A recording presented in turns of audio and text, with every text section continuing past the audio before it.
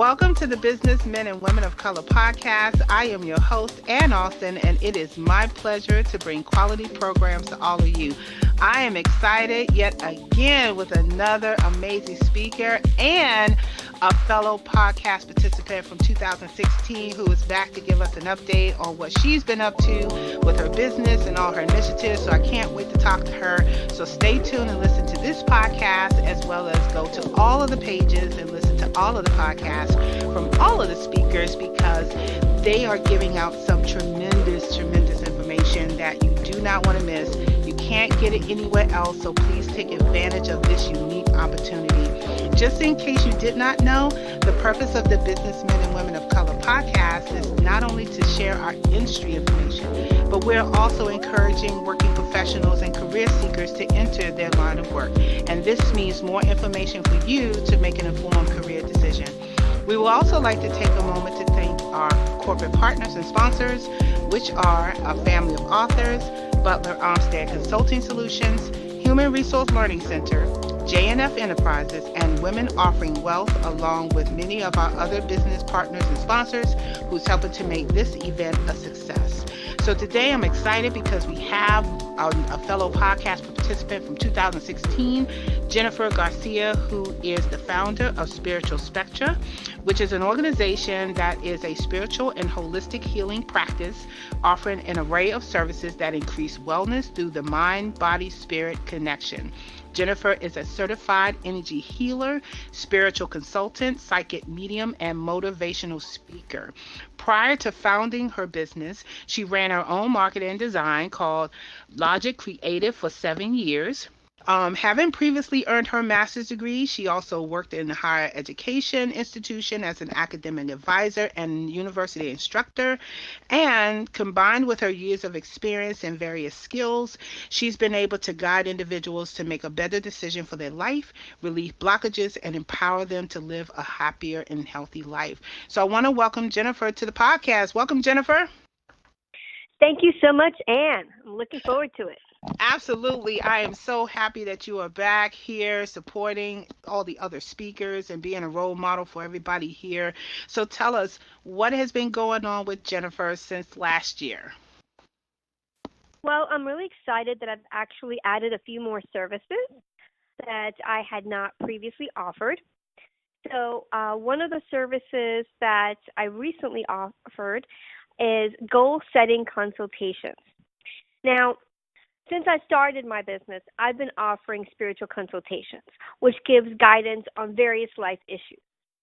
But as I've gotten more and more into the business community, I realized that what they need is to be able to take that to the next level. So goal setting consultation is about getting together with my client, creating a vision, setting the goals, making a plan of action. So I'm really excited about that. That's my newest service, and I'm really looking forward to working with business owners on that. Okay. And the other two services I've recently added are really for individuals who are at a point where they are questioning their life's purpose. Who am I? Where am I going with my life? These are for people that really are asking the deeper questions. And not everybody is at that stage, and that's okay. But there are those who are at that stage and really need some more information. And so I offer past life readings and Akashic record readings for those who really want to delve deeper into their life and really want to make a strong change and transformation in terms of their life's direction. Okay, that sounds fantastic. So let me take a step back just for everybody who's listening to the podcast. Can you just give everybody a really deep dive into exactly what Spiritual Spectra is? Because while some people might go and listen to your past podcasts, it'll be good for people to know exactly what you do and how that benefits the business and career industries. Certainly. Spiritual Spectra is all about working with the mind-body-spirit connection. It's about making a holistic approach to healing and wellness. And so the services that I offer fall into three categories. First is life guidance. and that could be personal, but it could also be professional. The second is healing, and I offer healing on a one-to-one basis, but I also offer healing for executives and staff at their office location. And the third category is spirit communication, and that is for those who are still grieving and want to connect with loved ones in spirit.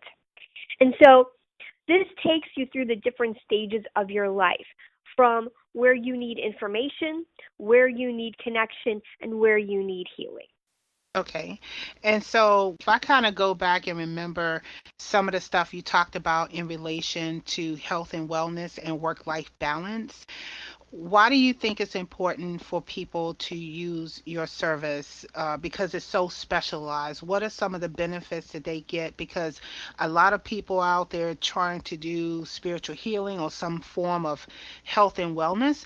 And the reason why I'm asking this question, Jennifer, is because I've noticed in the last several years, even pretty much predominantly from 2016, from when we talked to now, how much the industry has changed, how many millennials now are coming up and how they view health and wellness. And so I kind of want to talk about how this would relate to people in the next generation and how they can benefit from that. Certainly. Millennials are really embracing health and wellness from a very holistic perspective, and they understand that health and wellness is not just about popping a pill when you're feeling sick or about going on fad diets. It's not about pushing yourself to the brink of exhaustion, and then suddenly, oh, I'm going to take a vacation and take a break. They begin to view it from a far more deeper perspective than most of us do, thanks to many of the changes that we've brought about. And so millennials are really looking at that work-life balance and how do I bring health and wellness in every aspect of our lives, not just what we eat, but how we treat one another, how we frame our mindset in terms of our work. All of it is connected. And in terms of what I do, mine is a part of that contribution. It's a complement to so many other holistic approaches. My focus is on the mind and the body connection and the spirit connection. Where is that body going? Are you feeling sick? Where is your body feeling? So much of what we call dis-ease is really something in the body that's out of place. But a lot of that actually starts in the mind. Recently, the University of Pittsburgh did a study on the mind-body connection, and they've seen that having negative mindset, negative attitudes, feeling that sort of sickness of the mind can actually affect the body and make the body sick. And so what I do is heal the mind so that I can heal the body. And the Okay. body really just needs an impetus to heal itself. And that is what I do.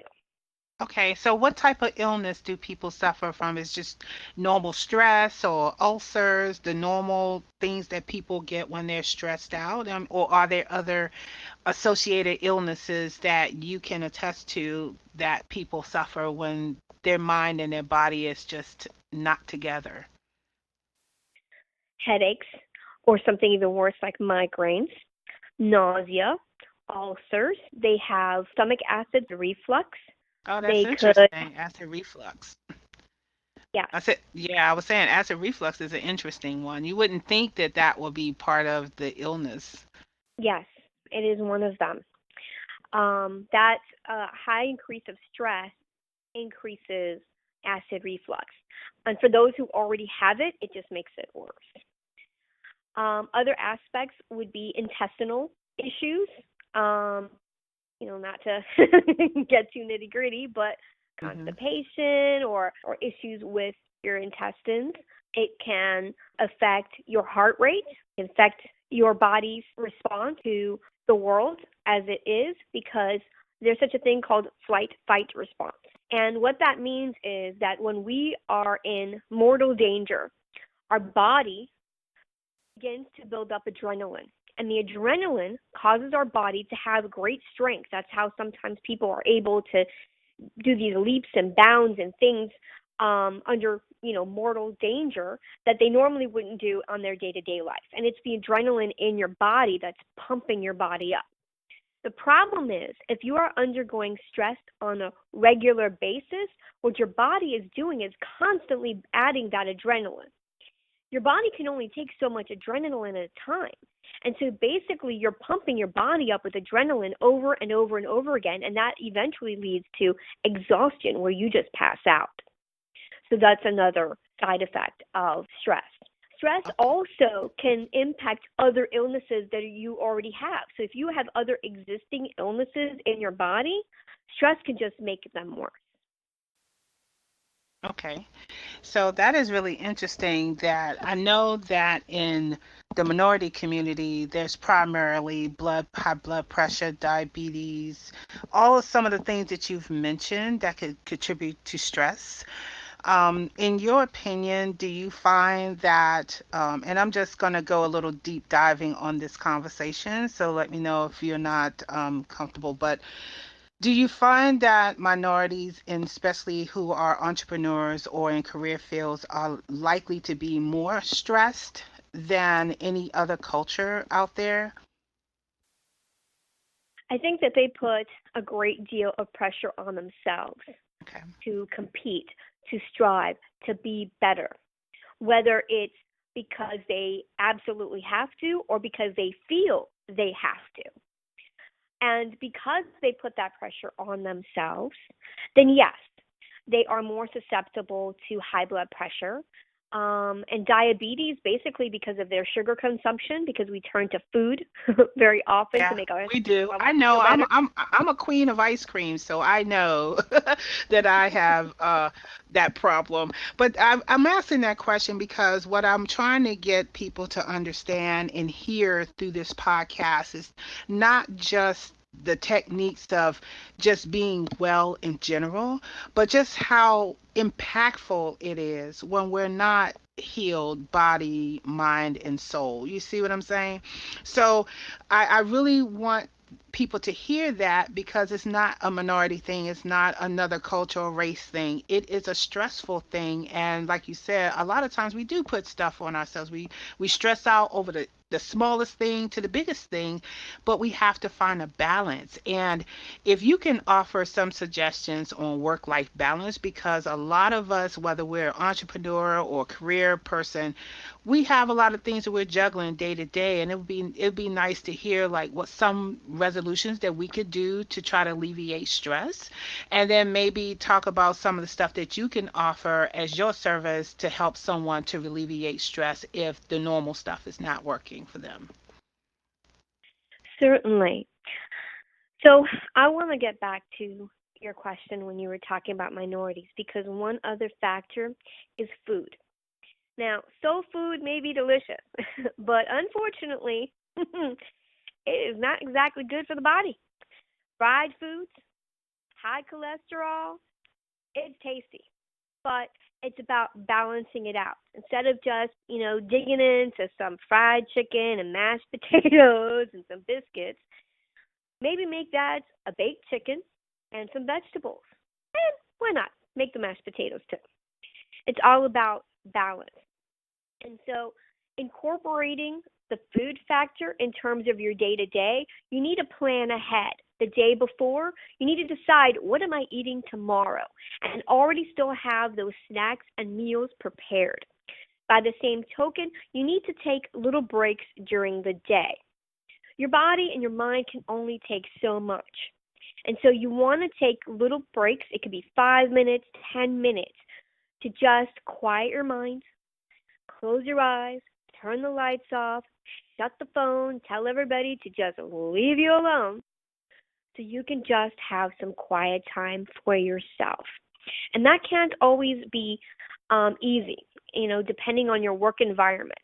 So you have to maybe be a little innovative. So, for example, if you're in the work environment and you're in a very noisy area, well, then you might want to step outside and take a deep breath and let some of that vitamin D from the sun come inside of you. Right. Okay? If Hmm. you're in a high rise building, well, then you might want to escape into a bathroom or a closet. Not the best choice, unfortunately, but if it's what you got, then you have to work with it, right? Yeah, you gotta take that moment to step away because there are too many people that is letting stress overtake their life, and to add on to the list of ailments, that stress can turn into depression, it can turn into anxiety, it can turn into suicidal thoughts, and we've been having a lot of people commit suicide based on stress. I mean, I don't know, in your professional opinion, what you could say to people who may be listening to this podcast that might be feeling suicidal and what they can do. I know one of them is reaching out to help, but I don't know if there's any other thing that you can offer that will help people to realize that there is a choice, that you could change the way things are going in your situation if you're dealing with that type of stress. Well, one of the things you need to focus on for people who are in a deep depression is a simple statement but powerful. Tomorrow is another day. Each morning that you wake up and think, this is a new day. All of the crap that happened yesterday and the day before that and the year before that, that's gone. That's in the past. That is not today.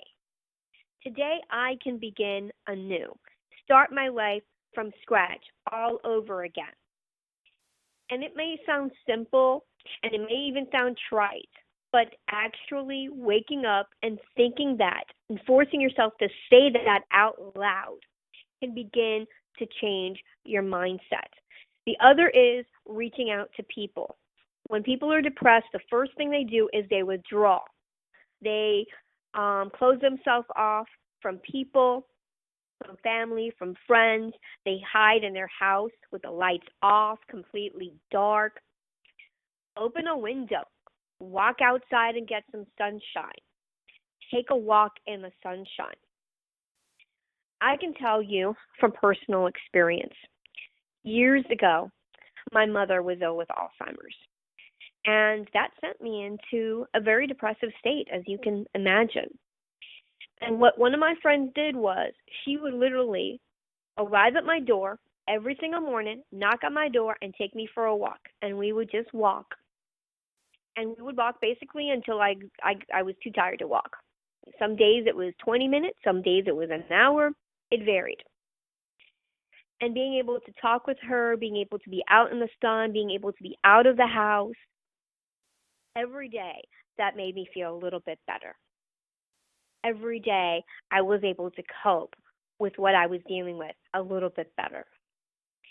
And so it's about the tiny little steps. Don't feel like you have to take on the world because then you're just going to drown.